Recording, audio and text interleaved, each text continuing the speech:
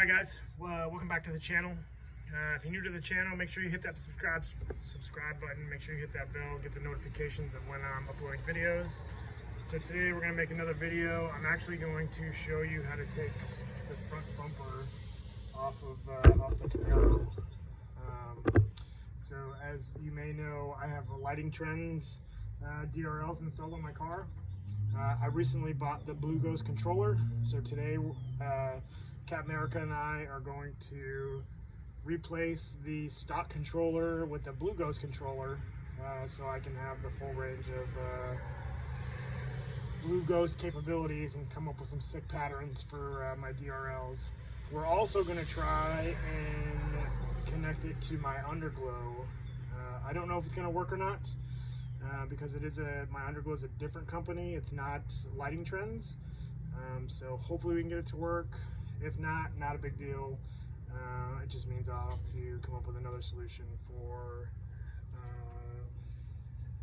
the Blue Ghost controller functionality. Yes, I am a Patriots fan, so go Pats this year. I know we had a struggle last year, but let's see what Mac Jones can do this year.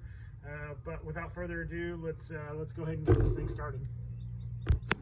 All right, so as you guys know, the Camaro already sits low. Plus I have my front splitter on, which makes this even a little more difficult. So I'm going to try and use the ramps on a brick to basically clear the top of the ramp there. Let's see if this works.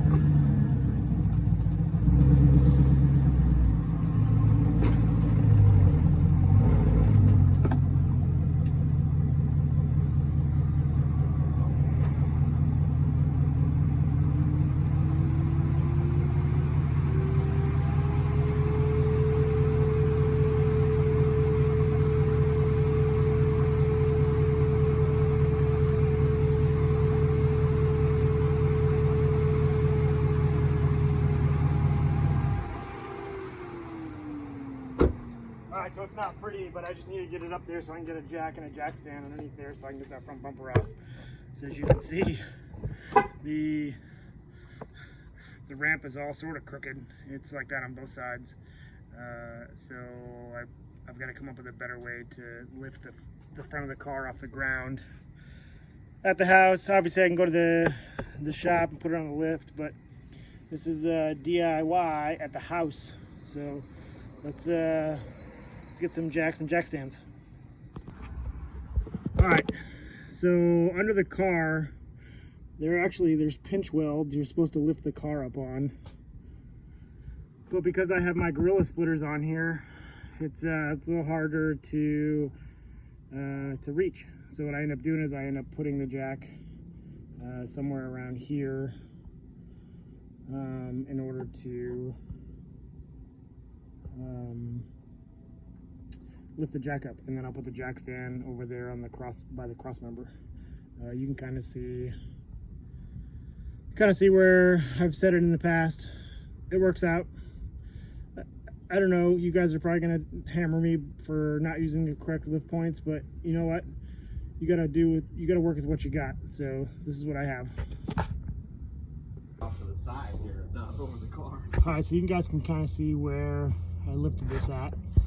Obviously it's not ideal, but it's a place that I could get the jack and the jack stand secured for now until I can get them off the wheel ramps.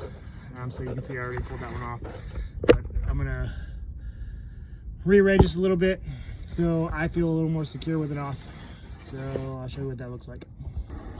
All right guys, so as you can see, so there's the mounting points for the jack stands. Again, not ideal, but it works. We've taken the tire off. It's sitting right there. Again, taking up the MRR replica 1LE rims. It's a 21 millimeter socket to take them off, but I also have a special key. So what we're going to do now is to take the bumper off is you've got to take these apexes out. So there's this one here is missing. I've had these out so many times that I've kind of lost the brackets. Again, not a big deal. I've got the main ones in here. So we'll take these off here, and then behind here, I'll kind of show you what it looks like as well.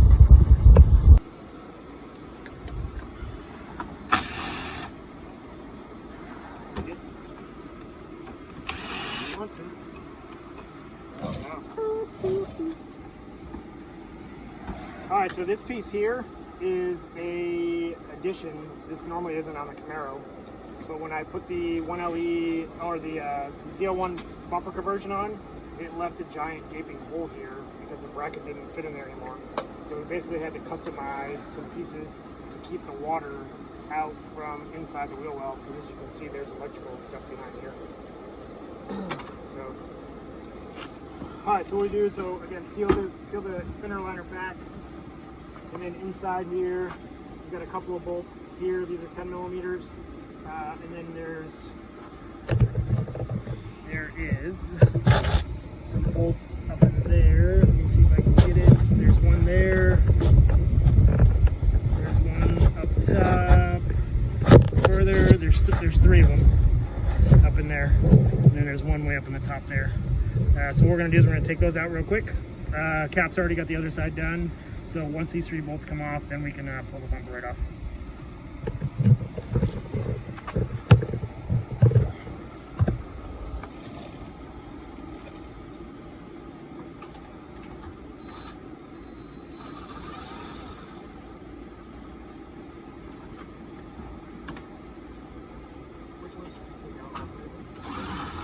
I only have 2. This one. Is there a third? I'll let it have it. See. Oh, that's just to hold that on. That's why. Yep. Mine's loose.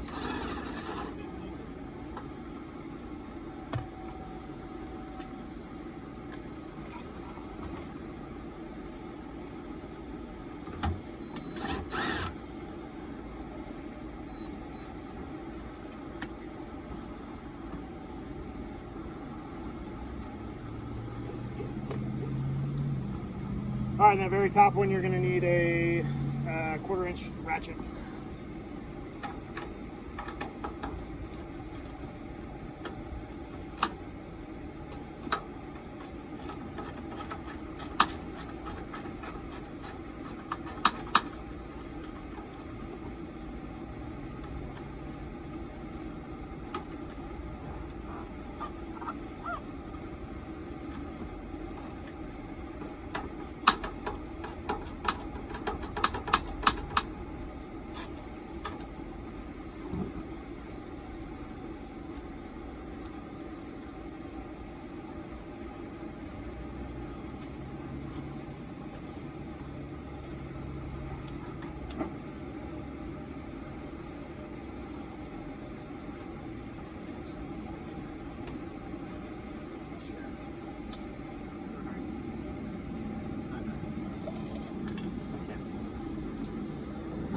All right, so you're probably asking yourself, okay, aren't there normally more bolts on the bottom of the car to take out as well?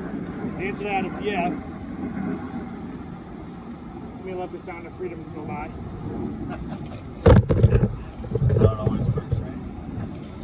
Okay, so the normal answer is yes, there is more bolts to take out on the bottom. But because I've got an aftermarket front splitter on, we have eliminated that, and now it all comes off as one piece. So as you guys will see here in just a second.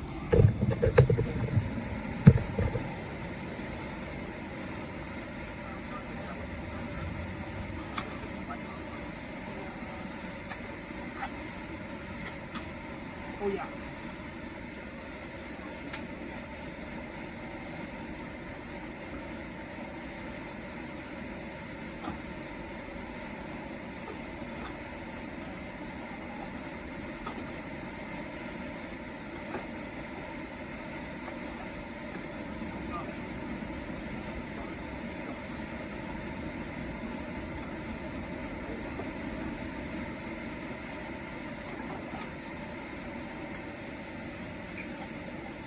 don't forget to take off the tow hook.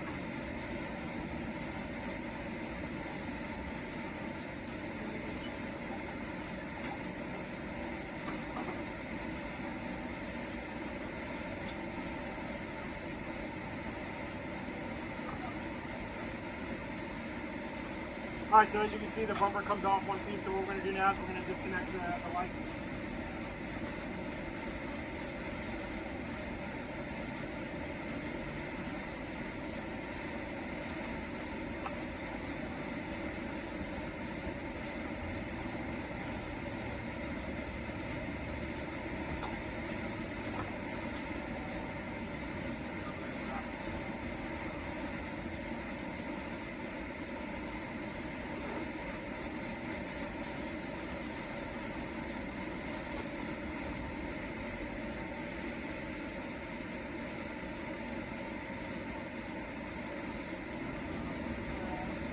Alright guys, so that's the front bumper removal. So this is what the Camaro looks like naked. Here's where those bottom screws would normally be. Yep. So as Cap just pointed out, so these are where the screws are normally attached to the bottom of the bumper. We just have it slid over the top of our aftermarket front splitter. Yep. And then that's it sitting over there on the grass. Alright, so now we're going to look at this. We're going to find the other harness for the controller for the headlights. Behind there. And then we'll pick it up from there as soon as we find it. Alright, so this is the hot mess of wires that's underneath the car. A lot of it's the LED or the Lighting Trendz wires, along with the other LED strips and stuff that I have. We took it all nice and neat under here. You don't ever see it when the front bumper's off or the headlights or anything are off. But for the Blue Ghost controller, super easy to replace the stock controller. It was basically, you unplug this, or where's the other one? Unplug this from the Blue Ghost controller. This is the one that was in the car. So just unplugged all the wires, took this one off. That's the Blue Ghost one, plugged it right back in. Plugged all of these little connectors here that run to the headlights in. Downloaded the app, set up the app, and everything was good to go. Unfortunately, I can't turn it on because I'm on my camera. But I will show you a picture here in a second. Alright, so I just had to go back into my app and turn the app back on. But as you can see, so this is the Wave program in the Blue Ghost controller. It's got a bunch of different programs that you go in there and do. I will play around with that later, but for now, because the car is Hulk, I've got some green and purple, or I should say Cap hooked me up with some green and purple patterns. So now what we're going to do is we're going to try and hook up the blinkers, my front blinkers, to these DRLs as well. It should be pretty easy. We'll find out. There's yellow wire, which we got to connect to both of the blinkers. So I will show you what that looks like. Already connected for his DRLs, yep. Tapped into the actual blinker, down to the DRL, and we're just going to tap into that line for the... Yep, so I'll show you what that looks like here in a few minutes. Alright guys, we got the car back together. Took a little longer than we expected. So what we did is we ended up cleaning up all those wires underneath the headlights, tucking everything away like super nice. And then I just repainted my strut bar. So if you can see these purple pieces, they were faded purple because I washed them with like a degreaser, and it basically stripped the paint off. So I just repainted it. But yeah, the car looks good. Let me show you what the headlights look like. All right, so here's one of the patterns that I created with the Ghost.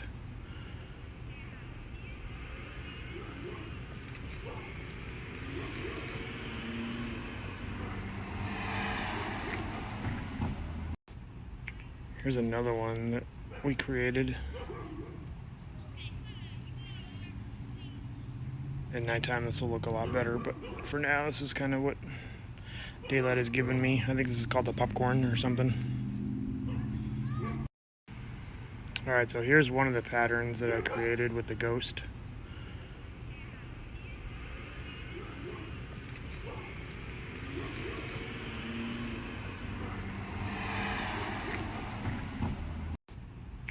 Here's another one that we created.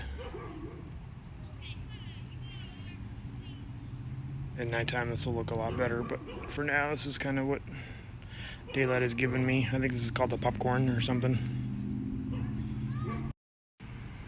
Alright, so here's one of the patterns that I created with the ghost.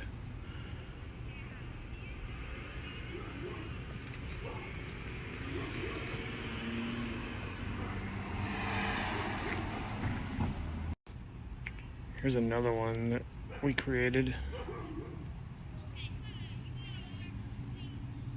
At nighttime this will look a lot better, but for now this is kind of what daylight has given me. I think this is called the popcorn or something.